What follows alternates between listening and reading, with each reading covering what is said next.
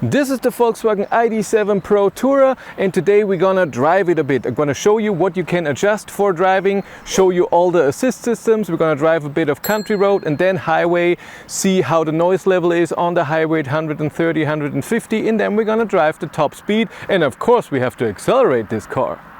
If you want to know what you're spending every month for EV, if you want to know all of your trips that you have taken, how far did you drive, what was your average consumption, if you want to know all of your charging sessions, how many kilowatt hours did you charge, and you want to know what the ratio between AC and DC charging is, and you don't want to write this down all of yourself, then Tronity is exactly what you need. Tronity connects to your car, a lot of brands are supported, and in the app or in a browser you can see all of this data. There's also a 100% tax compliant driver's logbook. My viewers get 25% off if they use the link in the description below. First, what can we adjust in the car for driving? The main thing are the drive modes. You can have this as a shortcut up here in your window, but if you don't have that, it's all in your app's driving profile. You select this and you have 4 driving profiles. If you have the GTX version, all-wheel drive, you have 5. You have a winter version as well. But we have Eco. In Eco, the power is reduced. You don't have full power when you accelerate, but if you accelerate fully, if you have the accelerator pedal fully pressed and you press even more, there's a button in the accelerator pedal, and then you jump out of eco mode and you have full power. This is for emergency, when you have to pass, when you have to get away from something, so you don't have to be afraid of that. Number 2 is the AC is and heat is reduced. You don't get full power.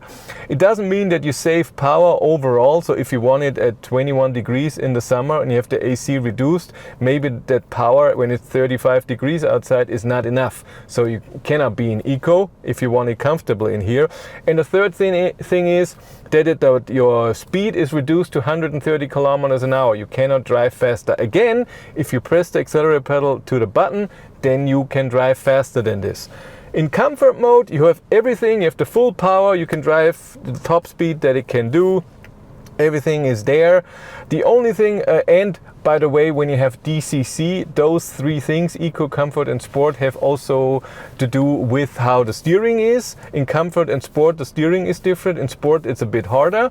And also how the suspension is. In Sport, it's a bit stiffer, so you're a bit more sporty through the corners.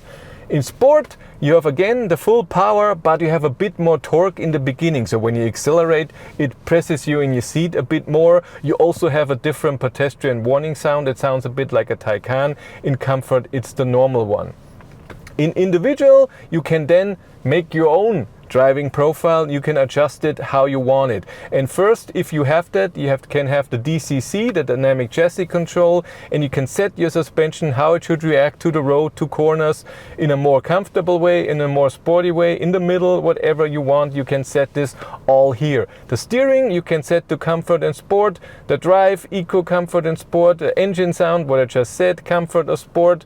Your adaptive cruise control can be in Eco, Comfort, Sport. This means when you have cruise control on and the speed changes, you accelerate on the, you put in a higher speed, then it accelerates to that speed, and it does it either in Eco, Comfort or Sport, so full acceleration, normal or less. Light assistant, I have no idea what this is here, and I knew it at some point, but of course I forgot it again. And air conditioning again is when you put it in Eco, the power is reduced for the air conditioning or the heat.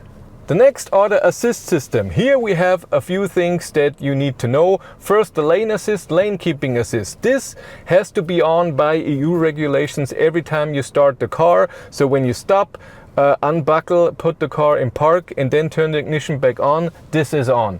Every time. It's an EU regulation, it has to be on. What it does, when you drive on the road and you get too close to a line of the middle or on the right side, the car will vibrate the steering wheel and bring you back to the middle, so it's safer. If you drive on a very narrow country road, this is a horrible feeling, and then I would turn it off. If you're on a highway or on a big country road, this is a good safety function. The next is the speed warning. The same thing, it turns on every time you start the car. Again, the EU regulation. When you drive 1 kilometer an hour faster than the speed limit that the car has recognized, it will beep at you. You drive slower, accelerate again to 1 kilometer an hour or more than the speed limit, it will beep again. There are some adjustments that you can do. only a display without a sound, only when you're 10 kilometers faster, and infrasound when changing the permitted maximum speed. But every time you start the car, this goes back to the same setting that it was before. Display and sound and warning threshold standard. Only the infrasound will be remembered, but again, it's always on. Next is the attention monitor. When you're driving and you're not looking at the road, it will give you a warning, hey, pay attention to the road, but you can turn that off and it's not gonna turn back on with the next start. Drowsiness monitor, if it notices that you're steering weird, it thinks maybe you're tired, it gives you a warning, don't you wanna take a break, huh? Next is front assist. Autonomous emergency braking. When it notices that the car gets way too close, you get a red light of the ID light and it brakes itself. It can even, sorry, wrong one. It can even drive around the thing, oncoming vehicle braking when turning, stuff like this. Travel assist is the self-steering of Volkswagen, where the car steers itself and you have to hold the steering wheel. It has to recognize your touch, but you don't have to steer against it. If it notices that you're touching the steering wheel, it will steer itself. And the only setting that you have in here is assisted lane changing. That means when you are on the highway and it recognizes with the sensor that if you want to pass another car, that there's nothing on the left lane, it will show you an arrow that you can go to the left lane. You just touch the indicator and will do the lane change by itself. Adaptive cruise control, you have 3 settings. Speed limit response, it will adjust the speed of the cruise control to the speed limit that it recognizes with the camera, and exactly that number, not 10 kilometers more or whatever, exactly that number. Road layout response means if you have the cruise control at 100 kilometers an hour and then there's a hard corner coming up, it will know from the navigation, hey, this is a hard corner, you should only drive 60 kilometers an hour. It will tell you, I will slow down to 60, and then it will do that. End of queue response is when you're driving on the highway and the navigation notices there's a traffic jam, it will slow down before that. Then we have the speed limiter that you can turn on here, but you can turn it on your steering wheel as well. We're going to do that in a second. And then the other things have nothing to do with the real driving. Side assist is the blind spot warning and traffic hazard alert. If there's a car broken down on the road, it will give you a warning that there is something there. On the steering wheel, what you can adjust is here on the left, it's your cruise control, and when you press mode, you can go between travel assist, adaptive cruise control, or the speed limiter, and you just press through and it goes through the whole thing. But only if you leave it for a second, then it's enabled. So you can switch between the 3 things here. If you press set, the speed that you're driving is your cruise control speed. And if you press cancel, it's deactivated, or when you just touch the brake. With resume, it goes back to the speed that you have just used. Plus and minus adjust the speed by 1 kilometer an hour. If you press hard, it's 10 kilometers an hour, but you can also swipe. So if you swipe up or down, it will go 10 kilometers more or 10 kilometers an hour less. And in the middle, when you press that, you can adjust the distance to the front car from 1 to 5. 1 is pretty close, but on the highway pretty good if you don't want to be slowed down when you're passing a truck and there's a car coming from the left and you have to wait a bit. And when you drive country road, 3 and 4 are really good distance. 5 is really far, but it's nice to have that you can do that. If you want to drive, you just press the brake, ignition is on, and then you put the gear in front. Then you are in D. D means no regenerative braking, you're sailing. If you want to slow down, you press the brake pedal and then it will use regen. If you want the next one, you just do that again and then you're in B. In B you have regenerative braking. Volkswagen Regen is not very strong, but it's still okay. And even if you have 100%, you still have 75% of the regen. When you go in back, then you see the reversing camera, a 360-degree camera, and you can adjust this all. I showed this in a different video. And what you can also do, adjust for driving, is if you go into vehicle, under brakes, you have 2 settings that you can use. First is the ESC system. If you put this into ESC Sport, that means that the tires will spin a bit, where in the normal one it doesn't let the tires spin. That's good in the winter when you're on snow. And then you have auto hold. If you activate that and you put the car into gear, it will not creep on, it will stay where it is, and you have to use the accelerator pedal to start driving. And then when you are at a light or something, you just press the brake a bit stronger, auto hold goes on, parking brake engages. You don't have to hold the brake the whole time. And then when you press the accelerator pedal, it will go out of this and you can drive.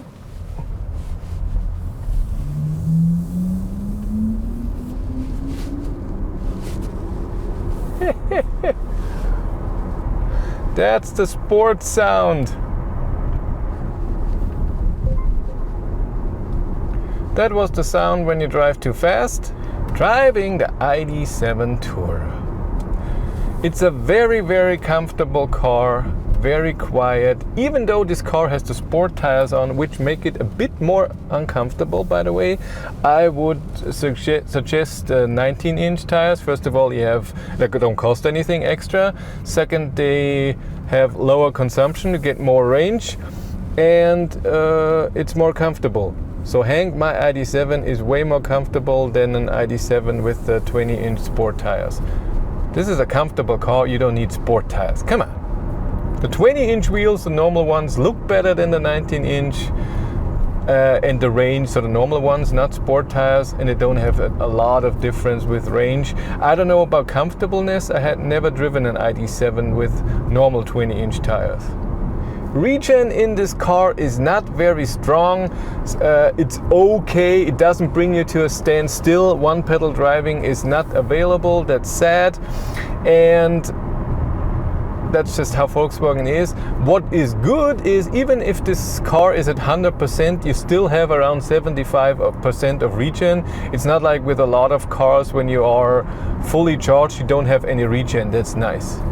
Cornering is not the best thing in the Id.7, doesn't matter of Tourer or not.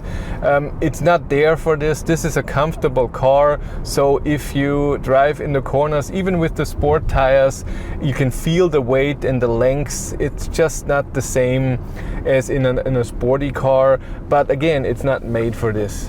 Now let's accelerate the Id.7 Pro Tourer. It has 210 kilowatt rear wheel drive, that is 286 horsepower, but it weighs 2.3 tons, so we'll see.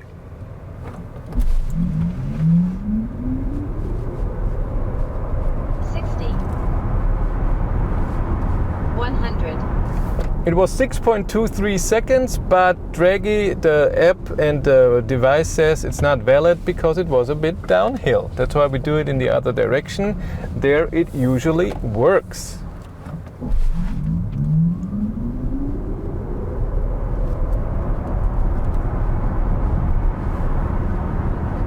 .41 seconds and it's valid. We did it. Now let's try cruise control. Like I said, activate it with pressing set, and I have it already in cruise control and travel assist. How it works, I already set to, and I adjust the speed to 100 kilometers an hour. The self-steering is amazing on the highway. On the country road it's okay, but it's searching a bit. In my Id.7 Hank with software 4.0, this has 5.0, it doesn't search at all. It works perfect unless there is some weird thing. So like here where there are weird lines where it doesn't know what to do.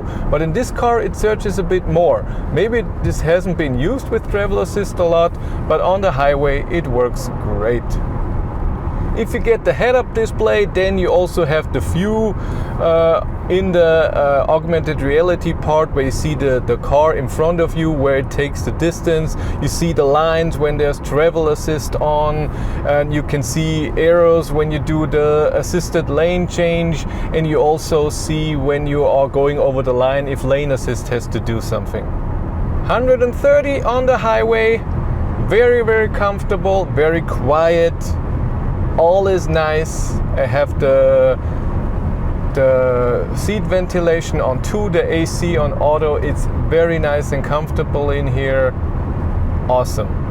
But then we're gonna do the assisted lane change. You drive by the car, it notices with the side sensor that there is space, and then you can just tap the indicator and we'll do it. The self-steering, by the way, goes to top speed. Even at 180 you can put in cruise control, self-steering if you want to, and cruise control.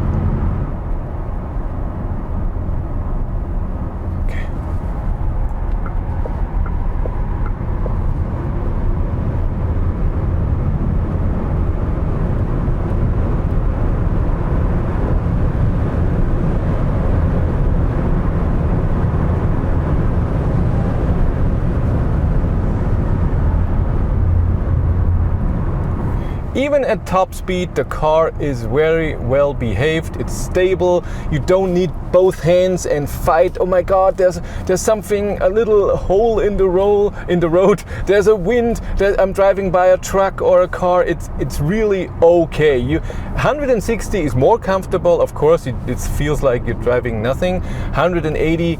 Sometimes in a corner, so you need both hands and everything, but it's really, really stable and really comfortable. I made a video with Hank, my Id.7, where I drove a constant 180 for a while.